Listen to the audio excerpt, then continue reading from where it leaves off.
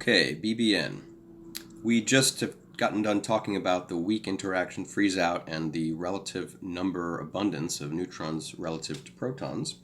And now we're interested in sort of the next stage in the production of the light elements, which requires the production of deuterium. And that interaction involves the strong nuclear force. And protons and neutrons can come together to form the deuteron. And in the process, they emit a photon with an energy of about 2.2 MeV. But of course, if you have high energy photons around deuterium, then that means this process can go back the other way. And there are certainly a large number of photons in the background, right? The baryon to photon ratio is small, meaning there are about 10 to the 9 times more photons per baryon. So there's a lot of hot photons that can photodissociate deuterium. And what we need to do is figure out how long we need to wait until primarily this process goes in just the forward direction. So let's make the approximation. And what we're going to do is this approximation is nearly the same as what is done in deriving the Saha equation when the CMB was analyzed. In other words, the atomic physics of proton and electron turning into hydrogen atom plus ionized photon going the other way. This is nearly the same, except we're dealing with nuclear systems. Now, the chemical equilibrium approximation, which is certainly true at hot enough times, chemical equilibrium approx, tells you that the chemical potential of protons plus the chemical potential of neutrons is equal to the chemical potential of the deuteron. Plus, in principle, the chemical potential of the photon, but I've argued to you that this is actually zero. So this is the condition that we'll use, and it's good as long as the temperatures are high enough, and that's what we're going to quantify. How high do the temperatures have to be? As we did in the Saha equation, as with Saha approximation, let's compute the following ratio, which is the number density of deuterons divided by the number density of protons times number density of neutrons. With all the statistical mechanics, this is not new, but we're going to use the same form that we've used before, the number density of the X species. What does it look like? You have these various statistical weights which appear in the top and bottom like this. You end up also with a fraction of, well, the masses that looks like this. This is raised to the power of 3/2. And then, because you're dividing by 2 powers of, or 2 factors of number density, there should be a kT and a 2 pi h bar squared, and this is raised to the power of minus 3/2. I'm going to keep going, but it's important for you to, I think, take the expressions in the book or in the notes and make sure that you are getting the same answer. There's also the exponential piece, which looks something like this. The exponential piece involves the masses. So there's a mass of deuterium minus mass of proton minus mass of neutron. These things multiply by c squared. And then you also have to subtract off the chemical potential. Am I going to do this right? Who knows? Chemical potential of the deuteron plus the chemical potential of the proton plus the chemical potential of the neutron. I think that this is right. I'm a little worried about the signs. Given the approximation of being in chemical equilibrium, this fact here, that means that the chemical potentials we can approximate as 0. That's really why we get this ratio in the first place. And then, recognizing that the mass of the proton plus the mass of the neutron minus the mass of the deuteron, it's not precisely 0, it's equal to a slightly positive number. If you like, when you take the proton-neutron together, you form a deuteron. It has slightly less mass because some energy is released in the form of that photon. This is, we'll call this BD, the binding energy of the deuteron, and this number, this is the 2.2 or so mega electron volts. Given the fact that we also have to deal with the spin weight of the proton is 2, spin weight of the neutron is 2, and the spin weight of the deuteron is 3. And I thought for a little while about this, and I know the reason. Let's see if you can guess why the deuteron has 3. It's actually probably not obvious at all, so I'm just going to tell you. The deuteron singlet state is unstable, and so the only stable form of the deuteron is the state with total angular momentum 1, so the allowed angular momentum states are 1, 0, and -1. The triplet state is stable, the singlet is not. Okay, I thought that was fun to learn about. Anyway, let's use this fact and put it together to get something out of this. The ratio of number density deuteron and over number density proton, neutron. Out front, we've got a 3/4. Should I put in the intermediate steps? I'm going to let you fill in the gaps here. There's a 3/4. We also have one more approximation. I stuck in the mass of the proton is damn close to the mass of the neutron, and the mass of the deuteron is approximately equal to 2 times the mass of the proton. Just use the unit of mass of proton for everything here. That allowed me to write this as, this works out to have about 6. The 6 comes from the fact, well, there's a 2 to the power of 3/2, and that comes out front. There's a 6 out front. There's a pi h bar squared mass of proton, and this gets divided by kT, and this is to the power of 3/2, and then exponential of binding energy of deuterium over kT. Good. This equation hopefully will look somewhat familiar. This is the analog of the Saha equation.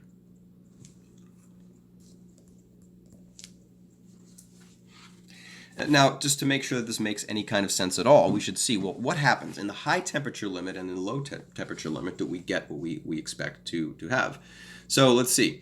When kT is huge, and by that I mean when it's much, much bigger than the binding energy of deuterium, then this exponential factor, well, this exponential factor is basically e to the 0, but this factor of kT is presumably it is quite large, at least is it large compared to MP? I don't know. But anyway, when kT is humongous, let's just say, okay, let's do this.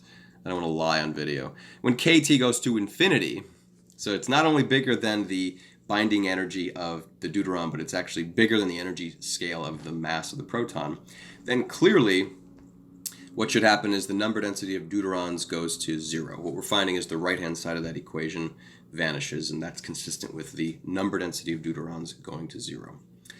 Okay, what happens when kT is relatively small, or if you like, when kT is, let's say, much, much less than the binding energy of the deuteron and much, much less than the mass energy of the proton? What we would find then is, well, this thing in purple would actually be a humongous number because kT would be tiny and you'd have a crap load of deuterons. Is that all I'm saying? I'll just put crap load. Said another way, what we're expecting at hot temperatures, it's too hot for deuterons to stay bound together. They'd rather be in free protons. When it's super, super cold, as long as the neutrons could hang around and, long enough to form them, the deuteron is a much lower energy state than loose protons and neutrons, so you'd rather get all deuterons. That's sort of the summary of what I'm trying to get across. Well put, David. We are nearing an answer to our question. What's the question? Oh yes, how long does this whole process have to proceed? What the claim was that protons and neutrons make deuterons, but the deuterons can be photodissociated. So how long do we have to wait? Down to what temperature do we have to wait until we can finally get the show on the road to have enough deuterons to make heavier elements besides deuterium? Okay, so that's what we want to know. How low do we go? How low does T need to go to make significant amount, sig amount of deuterium? And there are probably a couple of ways to go about getting this estimate. But what Ryden advocates for, and I think this is good, is to at least ask the question, when does the number density of deuterons finally start to approach the number density of neutrons? it would be impossible for them to radically exceed the number density of neutrons, right? Because you need a neutron to make a deuterium. But basically, you got protons and neutrons in high abundance, and deuterons, there's a tiny amount, and because they're getting photodissociated. Finally, the deuteron abundance rises up to a level comparable to that of the neutron. At that time, we will say that we've produced a significant amount of deuterium, and we will be ready to get an estimate of that temperature. Okay, so what do we want to do? We're going to try to set the number density of deuterons over neutrons equal to 1, but let's first solve for it. This is apparently equal to the number density of protons times 6, and then a pi and an h bar squared. And I feel like I've made a mistake here. Yes, I have. If I go way back here, is this the same video as I said before? This has to be right. MP has to be on the bottom for this to make sense. Hope I haven't missed any factors of C. I might have. Anyway, let's keep going. Good. So let's see. H bar, blah, blah, blah, blah, MPKT. And this is raised to the power of 3/2 e to the b dk t. And we're going to try to solve for this when it's equal to 1. Now, in order to do that, though, what we'll say is, well, there's a lot of protons. Most of the baryons are in protons. But, if you want to be a little careful about it, number density of protons, the claim is that this is approximately 0.8 times the number density of baryons. Does that make sense? Well, there's one neutron for every one proton, for every 5 protons. So out of, let's say, 6 baryons representative of the universe, 5/6 of those baryons are in the form of protons, and 5/6, which I have not computed prior to this. Let's see, what's 5 divided by 6 in a fraction? Oh, good, it's about 0.8. That's why I put 0.8. Yep, I knew what I was doing. Okay, so that represents about 0.8 of the number density of baryons. Well, we have the number density of baryons given by the baryon to photon ratio times the number density of photons. Well, the number density of photons is known. That was something that Ryden had helped us to compute before. That's the 0.2436 times a kT over an h bar c to the power of 3. And so what we're going to do then is talk about, and I haven't used this word too much, but we're waiting for the deuterium abundance to grow to finally get to the higher elements. That's the deuterium bottleneck. We'll say that the deuterium bottleneck breaks. Deuterium bottleneck break when we have 1 equal to the number density of deuterons over the number density of neutrons. This, when we start plugging in all these numbers and we pull out any extraneous factors of pi and things like that, this is approximately 6.5 times the baryon to photon ratio times a kT over mass of a proton or neutron, c squared, raised to the power of 3/2, and then times this e to the binding energy of the deuteron divided by kT. This would be the condition for the breaking of the deuterium bottleneck, again, when the number of deuterons are approximately equal to the number density of neutrons, if I'm keeping track of this. We expect that kT should be some number, when this finally happens, less, in fact much less than the binding energy of the deuteron, which again is about 2.2 MeV. Remember that weak interaction freeze-out occurs at like 0.8 MeV, so we're expecting that temperature to be even lower. All right, good. That being said, let's see if we can solve for this this bottleneck breaking. So I'm going to call this T. I think Ryden calls this T nuke, when the nuclear processes can start happening. You could call it BN for bottleneck break if you want. Let's do this though. Let's let this factor of, let's write this as 1 equal to, and then I'm going to do this clever thing. Well, not so clever. I must have been shown this trick at some point. I'm going to write this as BN, BD, the binding energy of deuteron, over the mass energy of the proton to the 3/2. So I've stuck that in there, and then I'm going to get rid of it by writing this other term, KT over BD, to the 3/2 e to the BD over KT. Hopefully you can convince yourself that this is identical to this expression. I've just cleverly stuck in A, B, D, for the reason of identifying this as just some number. This is, I'll call it A if you like. This is 4.56 times 10 to the minus 13 if you let eta be equal to 6.1 times 10 to the minus 10.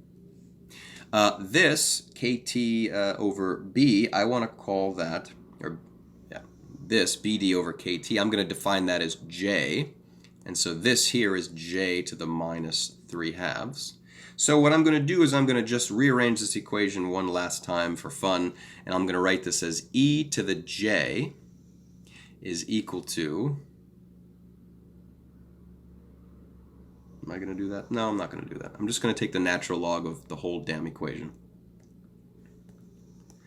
The natural log of 1 is apparently equal to, remember the product rule for logs, natural log of a plus the natural log of j to the minus 3/2. In other words, that's minus 3/2 times the natural log of j, and then plus a factor of j. Hopefully you agree with that. I want to solve for j. This is 0, and so that means I can rewrite this whole equation as j is equal to minus the natural log of a plus 3/2 the natural log of j.